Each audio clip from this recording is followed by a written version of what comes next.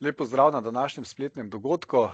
Leto je naokrog in tradicionalno bomo tudi letos pogledali, kaj lahko pričakujemo v naslednjem letu na finančnih trgih. Moje ime je Aleš Šoba, z menoj pa je danes v bistvu kar velik del upravljavske ekipe, še Barbara Gačnik, Aleš Grbič, Uroš Selič, Tomaž Arih in Vito Proter. Od jutri naprej bo tudi, oziroma naslednjih dneh bo tudi, naš pogled na leto 2026 dostopen tudi na spletni strani, kjer so ti pogledi tudi, bolj podrobno zapisani. Zdaj pa, preden gremo v leto 2026, pa še pogledamo, kaj se dogaja sploh v letošnjem letu. Kot vidimo na tem grafu, donosi na delniških trgih, lahko rečemo še eno dobro, pozitivno leto. Globalne delnice so dosegle donos v višini 7% v evrih, kar je solidno leto, mogoče nižje kot v preteklih 2 letih, ampak vseeno, nekje na nivojih, kjer tudi mi dolgoročno pričakujemo donose delnic. Ta pozitivni trend nekako traja zdaj že od konca leta 2022, ko smo dobili seveda ChatGPT in tudi glavna zgodba ostaja ta umetna inteligenca, pa delnice povezane z njo. Zdaj, če malo bolj podrobno pogledamo za letošnje leto, kaj ga je zaznamovalo, prva stvar je ta, kot vidimo na tem grafu, da smo imeli v tam mesecu marcu in aprilu eno zelo malo večjo korekcijo v višini 20%. Vzrok je bil seveda Donald Trump v veliki meri, torej vedeli smo, da s prihodom Donalda Trumpa in njegov drug mandat, da bomo imeli malo večjo volatilnost na trgih, tako in to smo tudi dobili. Spomnimo se teh njegovih carin, ki jih je uvedel in sprožil kar velik šok, nek strah med vlagatelji. Drug dogodek, ki je mogoče takrat tudi negativno vplival v začetku leta, pa seveda prihod cenejših kitajskih modelov na področju umetne inteligence, posebej ta DeepSeek podjetje, ki je malo načel ta dvom oziroma vnesel dvom, ali so ameriška podjetja še res toliko spredaj pred kitajskimi in ali je res potrebno toliko, te infrastrukture podatkovnih centrov za neko normalno delovanje teh modelov na področju umetne inteligence. Oba ta strahova sta se nekako tekom leta hitro odpravila in delnice so nekako od aprila naprej imele samo eno pot navzgor. Druga stvar, ki je tudi zaznamovala, pa je seveda, da donosi v dolarjih so bili mnogo višji kot pa v evrih. Razlog je, da je dolar letos izgubil skoraj 15% nasproti evro. Mogoče malenkost drugače kot v preteklih letih, kjer smo evropski vlagatelji seveda dobili nek dodaten donos zaradi močnega dolarja. Se na dolgi rok se bo to nekako izravnalo, v letošnjem letu pa je v bistvu vplivalo bolj negativno. Ena stvar, ki je tudi zaznamovala, je, da ameriške delnice tokrat niso bile tiste najbolj donosne. Kot vidimo, predvsem trgi v razvoju, nasproti razvitim trgom, so dosegli višje donose, v višini tam 15%, pa tudi posamezne države, kot vidimo, so bile mnogo bolj donosne kot recimo ameriške delnice. Predvsem evropske delnice, skoraj 18% donos, kitajske 16%, pa tudi japonske z 12% donosom. Da bi diversificiran portfelj, globalni razpršen portfelj je bila tista prava strategija za leto 2025. Obveznice manj zanimive kot delnice, mogoče manj razburljivo, tudi leto, nizki donos, stabilen, tam v višini 1%, dober odstotek. Ampak obveznice igrajo tisto vlogo nekega stabilizatorja v portfeljih, spet nudijo neke, dokaj zanimive donose. Mogoče letos malenkost nižji donos, ker so se obrestne mere tekom leta malenkost zvišale, ampak vseeno to pa pomeni boljša izhodišča za naprej, kot bomo tudi videli v samem nadaljevanju tega webinarja. Zdaj pa, če gremo v leto 2026, jaz mislim, da tista glavna zgodba, okrog katere ne moremo, so seveda delnice okrog umetne inteligence, povezane z umetno inteligenco. Mnogo je podobnosti z koncem 1990 let in euforijo, ki smo takrat imeli, povezavi z internetom in tehnološkimi podjetji. In eden izmed glavnih strahov, ki se tudi tekom leta začel pojavljati, seveda so vrednotenja, ki so povišana, to moramo priznati, kakorkoli pogledamo, predvsem ameriške delnice so povišane. Tako da, Aleš, ti pokrivaš tehnologijo, so te vrednotenja že težava v tem okolju? Ja, Aleš, zelo dobro si povzel. In res je, da je glavna podobnost z euforijo konca 90-ih let so visoka vrednotenja delnic. In predvsem tu gre za vrednotenja ameriških delnic in tudi gre za sektor, predvsem za sektor informacijske tehnologije. In tudi lahko vidimo na grafu, da so ta vrednotenja dejansko so povišena, ampak še vedno so pa občutno nižja, kot pa v zadnjih 2 letih prejšnjega stoletja. In kot vidimo, razmerje med tržno kapitalizacijo in tudi pričakovanimi dobički za ameriški sektor informacijske tehnologije za naslednje leto je približno četrtino nižje kot v vrhuncu v letih leta 1999 in 2000 in tudi skoraj za polovico nižje, kot je bil dosežen absolutni vrh leta 2000. Dobro, zdaj, mogoče, če gremo naprej, ne, torej, kot smo rekli, vrednotenja so glavna skrb, ne, ampak bi rekel, v ospredju, ne, tega pozitivnega trenda, ne, torej za večino donosov, ne, so pa zaslužna, bi rekel, tista največja podjetja, najbolj kvalitetna podjetja, ne. Zdaj, v primerjavi z koncem 90-ih, ne, jaz mislim, da obstaja neka razlika, kar se tiče, katera podjetja vodijo te, bi rekel, delnice navzgor. Kako se tebi zdi z vidika vrednoten? Smo tam tudi med temi vodilnimi podjetji? Je tam evforija mogoče že pretirana, ko smo imeli konec 90-ih? Ja, če primerjamo podjetja, ki so danes središče pozornosti, so pač vrednotene občutno nižje, kot so bila v času dotcom balona pred dobrimi 27 leti. In tudi vidimo, da je mediana pričakovanega price earning kazalca za večino tehnoloških podjetij je bila leta 1999 okoli 41, zdaj znaša 28, kar je približno nekje tretjina nižje, kot je bila takrat. Moramo biti iskreni, da so vrednotenja res povišane, ampak lahko rečemo tudi, da niso ekstremno visoka. In tudi zanimivo pa je to, primerjava med poslovnimi modeli danes in takrat. Vidimo, da je tudi kakovost poslovanja danes teh vodilnih podjetij je občutno boljša kot pred 27 leti in tudi imajo ta podjetja imajo izrazite konkurenčne prednosti, ki imajo podlago pač večinoma v intelektualni lastnini, pa v mrežnih učinkih, ne nazadnje tudi v ekonomiji obsega in tudi stroškovni prednosti. Zdaj, torej ena bi rekel podobnost, pa skrb so vrednotene. Zdaj, druga skrb, ki nekako tudi trg je zelo pozoren bil letos, pa so seveda te investicije največjih podjetij. Torej, za delovanje umetne inteligence potrebujemo ogromno računske moči, ogromno podatkovnih centrov in tukaj smo priča enemu večjih infrastrukturnih projektov v zgodovini naši. Zdaj, so te investicije, ali tu so že pretiravanja, ali so te investicije še vedno upravičene? Bodo podjetja dosegle primeren donos na ta investiran kapital? Ja, res neverjetno, kako te naložbe rastejo oziroma naraščajo vse od leta 2023 in bi lahko leta 2022 smo imeli dobrih 150 milijard investicij, zdaj pa že leta 2026, čez eno leto 550 milijard dolarjev, ekstremno povišanje. In moramo pa tudi vedeti, če pogledamo zgodovinsko, vidimo, da te trenutne naložbe v umetno inteligenco znašajo približno 1% svetovnega BDP-ja. In tudi v prejšnjih ciklih, ko je šlo za neke prebojne tehnologije, recimo elektrifikacija, pa železnice, pa komunikacije, so te naložbe dosegle vrh pri nekje 2 do 5 odstotkih BDP-ja. To pomeni, da se lahko, če analogijo delamo za tistim obdobjem, vidimo, da se lahko te naložbe še vsaj podvojijo. In moramo pa se zavedati, da je ta razcvet naložb res že izjemen. In ne vemo, kaj nas čaka, ali se bo podvile ali potrojile, ampak tudi kaj pa nam daje neko mirnost, pa je ta uporaba umetne inteligence, ki se širi izredno hitro, ne po vseh gospodarskih panogah, ampak je pa tu pa je zanimivo, da so potrošniki, vse sami tudi veste kot uporabniki, vidimo, da smo dosti hitrejši pri uporabi kot pa podjetja. In podjetja uporabljajo počasneje umetno inteligenco, ampak kljub temu pa ne vidim razloga, da je ne bi uporabljali v skoraj vseh porah, pa vseh procesih poslovanja. In to tudi potrjujejo ameriške raziskave med podjetji, ki kaže, da se umetna inteligenca nenehno se uvaja. In tudi, kar pa se tiče, ali prihaja do te monetizacije teh, ki ogromno investirajo, gre predvsem za podjetja, ki zagotavljajo nekje poslovanje v oblaku in kaže na trajno povpraševanje po dejanski uporabi modelov umetne inteligence in to nas lahko pomiri. Zdaj, ena izmed bistvo, bi rekel, omejitev, ki se pa vedno bolj pojavlja v medijih, pa seveda, da ti podatkovni centri porabijo ogromno energije, torej vemo, ogromno električne energije in to bi znala biti omejitev.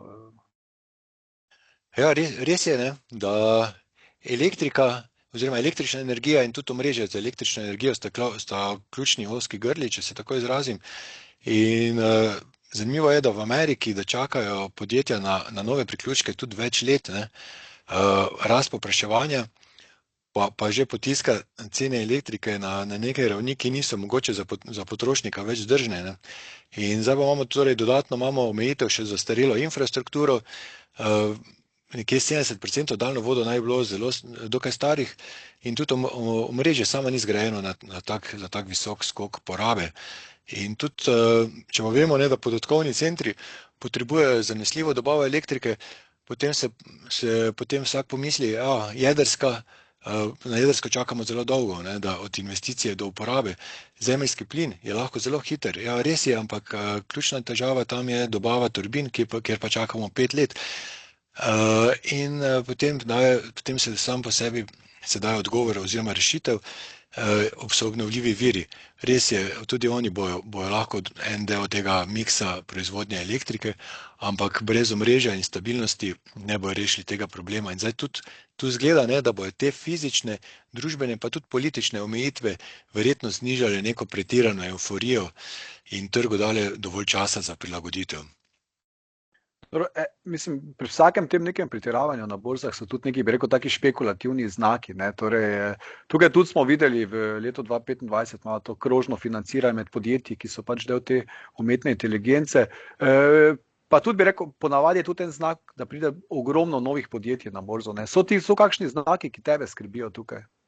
Res je to, kar si omenil, me skrbi, ampak na drugi strani, ko to krožno financiranje pogledamo, je tveganje, ampak lahko tudi pogledamo iz drugega vidika, ne, da se tak ustvarja tudi bolj taki simbiotični ekosistem z večjo konkurenco in tako na področju strojne kot programske opreme, ne, kar bi tudi lahko pripeljalo do bolj nekega uravnoteženega okolja, ker zdaj tudi vidimo, da ni Nvidia edina, ki lahko ponuja čipe, ki jih uporablja umetna inteligenca, da je tudi Google, ne. Kar se tiče števila prvih javnih prodaj, lahko to uporabimo seveda kot indikator ekstremnega razpoloženja in vidimo, da trg po tem indikatorju še ni nekako ekstremno pregret, ne. In tudi glede na to, da vemo, da 2 vodilni podjetji na področju umetne inteligence, tako OpenAI pa Anthropic, šele razmišljata, da bi mogoče imela prva javno ponudbo prvi naslednje leto, drugi šele leta 2027. Ampak to gre bolj za špekulacije. Jasnega datuma ni določenega. Ampak kaj me najbolj tu skrbi, pa je povišana nihajnost teh tehnoloških delnic in to je lahko indikator, da se nahajamo v zadnjem delu cikla rasti. In tudi, kaj je tudi zanimivo, da se je v zadnjih 2 letih izjemno povišalo število podjetij, ki v svojih imenih uporabljajo AI, to je bilo leta 2024, letos pa AI agenti oziroma agenti umetne inteligence. Dobro, če zaključimo mogoče samo s tem delom, torej glede tehnološkega sektorja so neki znaki, da prihajamo v tisto mogoče zadnjo fazo, ampak si še enkrat še miren, torej kaj pričakuješ, pa tudi kakšne donose nekako lahko pričakujejo vlagatelji? Ja, ostajam zmerni optimist, kar se izkaže za pozitivno na delniških trgih, ampak ne bi pa me presenetila kakšna večja korekcija tečajev, taka kot je bila letos marca, aprila ali še mogoče globja. In mislim pa, ne, da je smiselno pogledati oziroma razmišljati tako, ne, da bo v naslednji fazi bojo od umetne inteligence največ pridobili ostali sektorji, ne, ki bojo tako občutno znižali te splošne stroške, pa stroške marketinga, razvoja, pa tudi podobnih dejavnosti, ne. In posledično bojo občutno uspeli povišati marže in tudi nenazadnje dobičke in trgi gledajo, kaj se dogaja z dobički, kar pomeni, da ta podjetja lahko dobijo določen veter v hrbet. Dobro. Nič vse umetna inteligenca pa ni tista, bi rekel, je daleč najbolj pomembnejša tema, ki je dominirana na trgih, ampak so tudi druge teme, ne. In ena izmed teh je, bi rekel, da zelo zanimivo, da je ameriško gospodarstvo ostalo zelo odporno, Fed, torej ameriška centralna banka, pa je kljub te odpornosti, bi rekel, v zadnjih mesecih začela nižati obrestne mere, ne glede na, bi rekel, tudi pozitivno dogajanje na samih delniških trgih. Zdaj, Barbara, kakšna so pričakovanja tu, kje lahko vidimo še nižje obrestne mere v leto 2026? Ja, v bistvu v decembru smo videli, da je Fed znižal obrestno mero še 3. letos na 3,5 do 3,75%. Zdaj, kaj je bilo zanimivo na tem sestanku, je Fed zelo močno popravil navzgor napoved gospodarske rasti iz 1,8 na 2,3 in pa znižali so tudi pričakovanja za inflacijo z 2,6 na 2,5, kar je v bistvu zelo pozitiven obet za delnice, ne. Zdaj, kako bo FED nadaljeval pot od tu naprej, jaz verjamem, da se bo odločil na podlagi ekonomskih podatkov in to na vsakem zasedanju posebej in verjetno se ne bo zavezoval k dolgoročni poti zniževanja obrestnih mer. Trg pričakuje nekje 2 do 3 znižanja v letu 2026, na sam tempo znižanja bo pa predvsem bojo vplivale razmere na trgu dela, predvsem bo fokus na zaposlovanju, na katerega vpliva zaostritev priseljevanja in pa inflacija. Na to bojo pa vplivale predvsem tarife oziroma pač tisti del, ki se bo prenašal na potrošnika in pa tako je že Aleš omenil gibanje cen energentov zaradi teh povečanih potreb umetne inteligence. Zdaj v bistvu, če se navežem na graf, je bila podobna zgodba v 90-ih letih. Takrat je tudi FED proti koncu leta 3-krat znižal obrestne mere in iz grafa lepo vidimo, da je temu sledila pa strma rast delnic. Zdaj, če gledamo moče kar na ameriške delnice, torej vemo, v zadnjih letih, bi rekel, večino donosov so ustvarjala tista največja podjetja, ki so zelo dominirala. Kaj pričakujemo, se bo to nadaljevalo, ali je zdaj čas, da se nekako bolj konkretno, kar se tudi dogaja v zadnjih mesecih, pridružijo tudi ostali segmenti delniškega trga, ne samo tistih veličastnih 7? Ja, v bistvu ta veličastna podjetja dominirajo že od leta 2021 naprej, podprto seveda z rastjo njihovih dobičkov. Zdaj, kar se je tu zgodilo, je ta koncentracija teh podjetij v indeksu narasla na ekstremno raven, tam okrog 36%. In to ustvarja pa zdaj ranljivost celotnega v bistvu ameriškega trga. Problem je, če katerokoli od teh vodilnih podjetij zataji, ne vem, ima slabše rezultate, se zgodijo neke regulativne spremembe ali pa drugi šoki, se v bistvu to hitro pozna na celotni uspešnosti indeksa.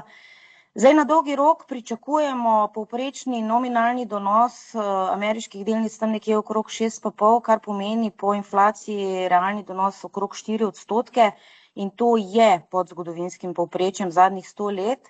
Vlagatelji pač morajo upoštevati, da današnje visoke ravni vrednotenj, kot jih je že prej tudi omenil Aleš, zgodovinsko signalizirajo podpovprečne donose v naslednjem desetletju.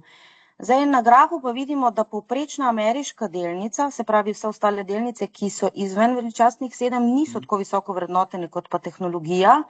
In v bistvu prav te delnice ponujajo ustrezno diverzifikacijo portfelja, tako da te nudijo še vedno to brezplačno kosilo.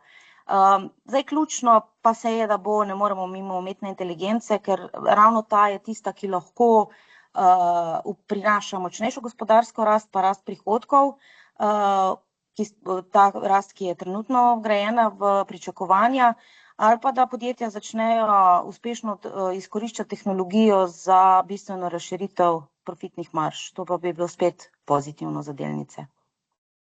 Zato, ko se je omenila, drugi segmenti so bolj, bi rekel, pa bolj relativno bolj ugodno vrednoteni, kot pa mogoče tista največja podjetja. En sektor, ki nekako je v zadnjem letu, pa v zadnjih letih bil manjše razočaran, seveda zdravstvo, ki ga pokrivaš. Je zdaj priložnost za ta sektor? Kje vidiš ta sektor v naslednjem letu? Ja, v bistvu pretekli 2 leti sta bili zelo neugodni za sektor zdravstva. Močni so bili politični pritiski, finančni rezultati niso dosegali pričakovanj, pa seveda zaradi trendov v umetni inteligenci je bil praktično sektor močno zapostavljen in zato tudi močno zaostal za rastjo globalnih indeksov. Ampak vseeno je pa treba izpostaviti, da znotraj sektorja so vseeno delnice, ki so doživele izjemno rast. Eli Lilly, ki je naredila zdravilo za hujšanje, je prvo farmacevtsko podjetje, ki je preseglo 1000 milijard tržne kapitalizacije in je v bistvu tudi edino podjetje zunaj veličastnih 7, ki so bistveno prispevale k donosu indeksa S&P 500. Zdaj, v novembru smo že videli, da se je začela rahla rotacija iz tehnologije v bolj defenzivne sektore, kamor seveda spada tudi zdravstvo, predvsem zaradi teh visokih vrednotenj, ki jih ves čas omenjamo.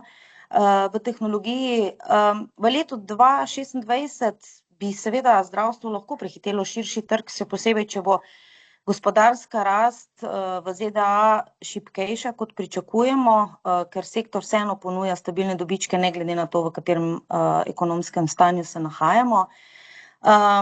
pomembno je povedati, da dobički iz delnic zdravstva so se začeli popravljati, vrednotenja pa ostajajo na dnu. In to pomeni za naprej nizko tveganje za padec, pa vseeno zelo visok potencial za rast. In na grafu vidimo, da delnice trgujejo z diskontom napram ostalim globalnim sektorjem, zgodovinsko gledano pa vsakič, ko je pač ta relativni PI padal nekje na 0,8, se je sektor v preteklosti vedno močno odbil navzgor. Dobro. Zdaj pa, če gremo še malo stran do ameriških delnic. Torej, kot sem že prej omenil, leto 2025 je zaznamovalo, da so tuje delnice zunaj ZDA krepko presegle donose ameriških. Ena izmed regij, ki je bila v ospredju, je tudi Evropa. In rekel, en tistih glavnih dogodkov letos je bil, da seveda Nemčija nekako razrahljaja svoje omejitve zadolževanja. Torej bo lahko vlada se bolj zadolževala, pa tudi več investirala.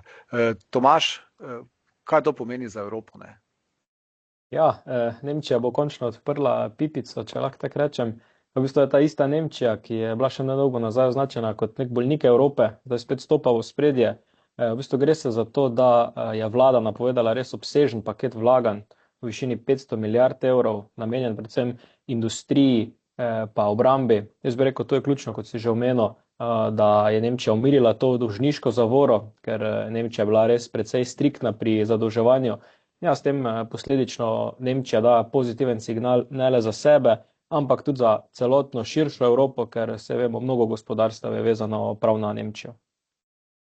Ena zgodba, ki je letos zelo v ospredju v Evropi, so seveda delnice vojaških družb. Mnogo beremo, da bo mogoče potencialno premirje v Ukrajini se sklenilo. Zdaj ostaja kljub temu ta zgodba zanimiva, ta obrambni sektor evropski, pa ta podjetja. Ja, tudi Evropa je zdaj končno dobila to neko vročo zgodbo, kot so v Ameriki ta umetna inteligenca. In ja, to so ta prava evropska obrambna podjetja, ki se lahko po rasti tudi postavijo ob bok znanim velinčastnim sedem v Ameriki.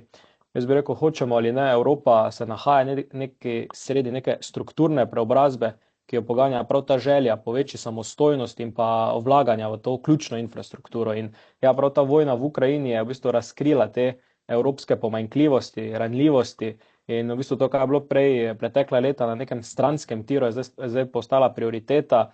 In to je povečanje izdatkov za obrambo. In prav zaradi tega mislim, da ima evropske obrambne delnice vse več nekih ugodnih dejavnikov za nadaljno rast in moram tu povedati, da do nekih korekcij, padcev bo prišlo, ampak jaz bi rekel, ne gre za neko spremembo trenda, tako da dolgoročno ostajajo zanimiva naložba in pa zgodba. Zdaj, če še gremo z vrednotenjem evropskih podjetij, vedno evropske delnice so že kar precej časa imajo mnogo nižja vrednotenja kot ameriške. Kako smo tukaj? Ostajajo kljub tem, bi rekel, rasti letos zanimive oziroma diskontnost proti ameriškim? Ja, tu ni prišlo do nekih večjih sprememb. Kljub letošnji nadpovprečni rasti ostaja evropska vrednotenja privlačna. Trenutno se trgujejo skoraj 30% diskontom v primerjavi z ameriškimi, v bistvu kar je nad dolgoročnim povprečjem, ki je okoli 20%, in v bistvu ta razkorak nakazuje, da evropske delnice kljub normalizaciji cen še vedno ponujajo neko privlačno vstopno točko. In jaz bi rekel, vlagatelji se vse bolj zaveda, da Evropa ni več tista počasna, zaspana regija brez priložnosti. Dobro. No, zdaj pa, če še gremo na zadnjo, bi rekel, geografsko, to pa je seveda Kitajska, ne, bi rekel, dobro leto nazaj, ali pa malo več, so nekako že govorili, da kitajske delnice niso primerne za portfelje vlagateljev. To se je, bi rekel, v zadnjem dobrem letu precej spremenilo. Smo videli kar dokaj visoke rasti kitajskih delnic. Kaj je tisto, kaj navdušuje pri Kitajski? Ker vemo, da ima še vedno ogromno izzivov v gospodarstvu, ampak so tudi, bi rekel, pozitivne strani njihovega gospodarstva. Ja, tako kot si omenil, se Kitajska se še vedno srečuje s težavami, z nepremičninami, te padajo v bistvu že 4. leto zapored. V bistvu vlagatelje danes najbolj navdušuje njihov hiter preklop na nove motorje rasti, to je predvsem na zeleno tehnologijo in umetno inteligenco. Tu je predvsem z inovacijami, kot smo videli pri modelu DeepSeek, dokazala, da lahko vrhunsko tehnologijo razvijajo bistveno ceneje in učinkoviteje kot preostali svet. V bistvu je to postal neki simbol napredka, kar podjetjem, kot so največji Alibaba, Tencent in Baidu, ki so seveda tudi udeleženi v tem razvoju, omogoča močna rast dobičkov ob nižji stroški razvoja, to je za delničarje zelo pomembno. Druga pozitivna stvar, ki bi omenil, pa je tudi novi vladni 5-letni načrt, ki predvideva masovna vlaganja v polprevodniku. Na delniškem trgu so se že tudi v zadnjem času pojavila nova podjetja z tega področja, potem je tu biotehnologija in trajnostna energija in ravno ti novi strateški koraki postavlja neke temelje za dolgoročno vzdržno gospodarstvo, rast, ki bo prihodnje vse manj odvisna od nepremičninskega trga. Dobro, zdaj, kaj pa delnice nekako proti tej rasti, si še vedno optimist, kje jih vidiš? Ja, dobro, vse delnice v bistvu od tistega padca zdaj že rastejo drugo leto zapored in mi na sami Infond verjamemo, da v bistvu to šele neki začetek dolgoročnega trenda. Poleg nizkih vrednot je treba mogoče tudi omeniti pričakovano selitev domačih prihrankov na borzo. Tudi vemo, da so Kitajci izredno šparčni narod, oni imajo v bistvu prihranke okrog $7 bilijonov in en del tega se bo definitivno tudi še naprej stekal v delnice in to bo trgu zagotavljalo stalno in dobro likvidnost. Po drugi strani pa zaupanje vlagateljev ki je bilo načeto, se spet vrača tudi zaradi ukrepov oblasti, ki skušajo oživeti delniški trg in ukrepiti likvidnost. Med drugim je država ukazala, da morajo državne zavarovalnice pokojninski skladi znatno povečati svoje naložbe domače delnice in s tem jasno sporočila, da bo delovala kot neka zaščitna mreža in ne bo dovolila nekih nenadzorovanih padcev borznih tečajev. Dobro, hvala. Tak, zdaj pa, če gremo malo stran od delniček obveznicam, bi rekel tukaj, kot sem že dejal, po letu 2020 dokaj stabilna naložba. Zdaj glavna dejavnika, ki vplivata na gibanje obveznic, sta seveda inflacija, pa tudi bi rekel monetarna politika centralnih bank. Zdaj Vito, je inflacija, to smo v zadnjih letih ogromno o tem govorili, je inflacija še težava ali so, rekel, centralne banke končno dobile ta boj? Ja, jaz mislim, da je cikel zniževanja obrestnih mer pri ECB zaenkrat končan. Inflacija se je normalizirala in bi naj po projekcijah do konca leta 2027 znašala pod 2%, kar pomeni, da so ukrepi centralnih bank, tu mislim predvsem na to agresivno dvigovanje obrestnih mer od julija 2022 do maja 2024 dosegli svoj namen, ampak vedeti je potrebno, da je boj z inflacijo bolj maraton kot sprint. In storitveni sektor in trg dela sta še vedno razmeroma močna, kar lahko povzroča nek dolgotrajen pritisk na rast cen. Je pa res, da je napoved gospodarske rasti v Evropski uniji za 2026 relativno nizka, okrog 1%, kar kvečjemu dopušča odprta vrata za kakšen rez v drugi polovici leta 2026. To pa vsaj v teoriji pomeni tudi večjo stabilnost obvezniških donosov. Za omenil si donose, torej kaj recimo lahko vlagatelji pričakujejo v naslednjem letu? Kakšna so izhodišča za obveznice kot naložba trenutno? Če govorimo o evropskih obveznicah, v obdobju zadnjih 2 let so evropske obveznice vlagatelju prenesle donos okrog 4%. V obdobju 3 let recimo 8,5%, kar je sicer manj, kot bi dobil v primeru izpostavljenosti delnicam v tem času, vendar veliko več, kot so na primer slovenske in pa tudi ostale evropske banke v tem času ponujale za recimo vezan depozit. Obrestne mere vemo, da so trenutno med 0,7 in 1% na leto. Hkrati pa imajo obveznice tudi večjo likvidnost, saj obveznico ali obvezniški sklad lahko kadarkoli odprodaš, pri vezanem depozitu je pa to težje. Za državne obveznice v Evropi v naslednjem letu pričakujemo zmerno stabilne, a kljub temu nizke donose, okvirno med 2,5 in 3%, govorimo za daljše ročnosti. Medtem ko pri podjetniških obveznicah, recimo z visoko bonitetno oceno, lahko pričakujemo nekoliko više donose kot pri državnih, vendar brez nekih večjih presenečenj. Kreditni prebitki so namreč zelo na nizkih nivojih, a so stabilni, zato bo glavni vir donosa naslednje leto kuponski prihodek, ne pa toliko kapitalski dobiček.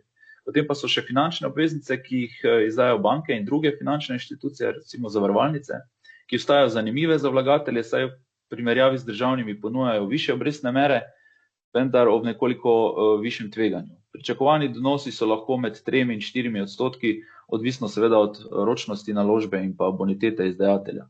Tu se je verjetno potem smiselno vprašati, kaj to pomeni za vlagatelje.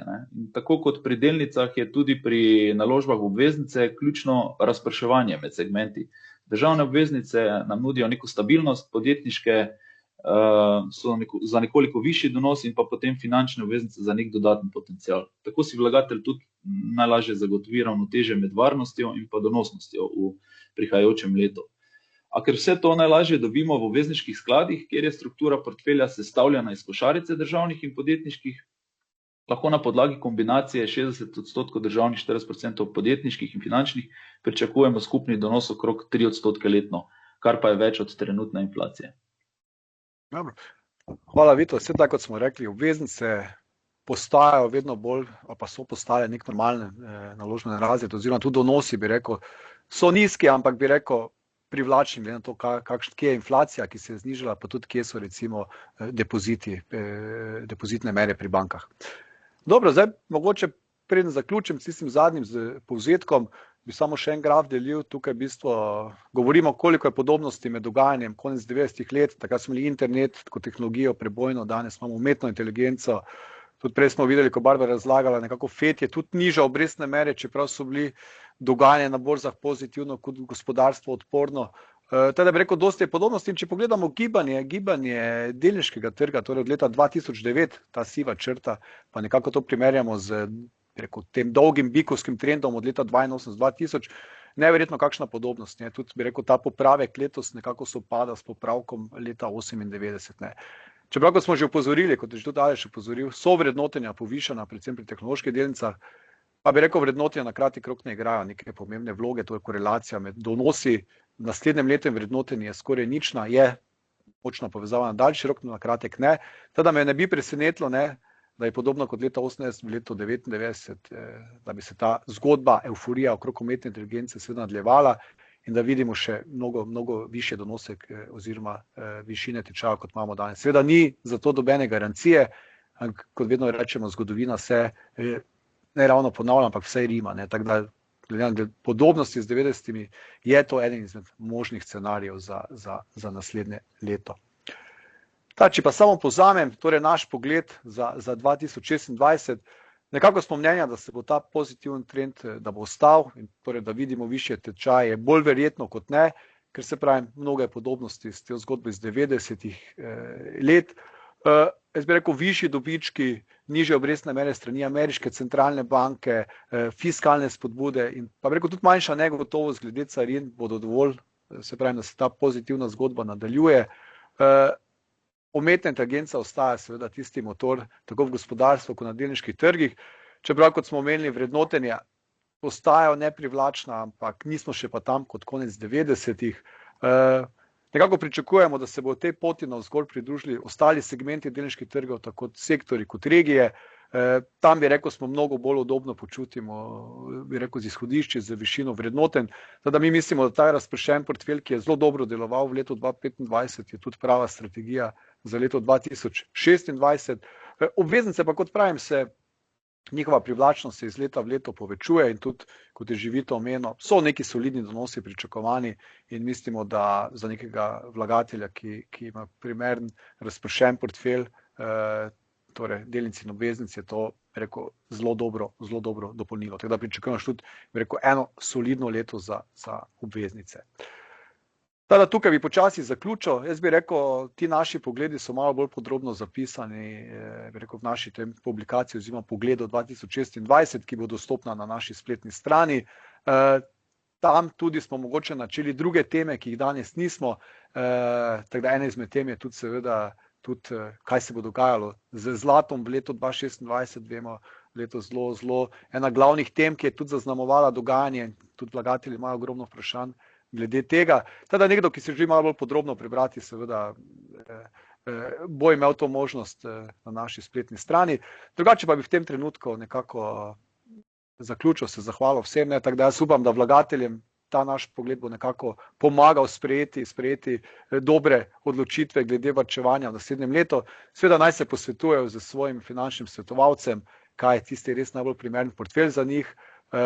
Drugače pa bi zaželel eno uspešno leto v 2026, pa seveda mirne in lepe praznike. Tako da, hvala za vašo pozornost.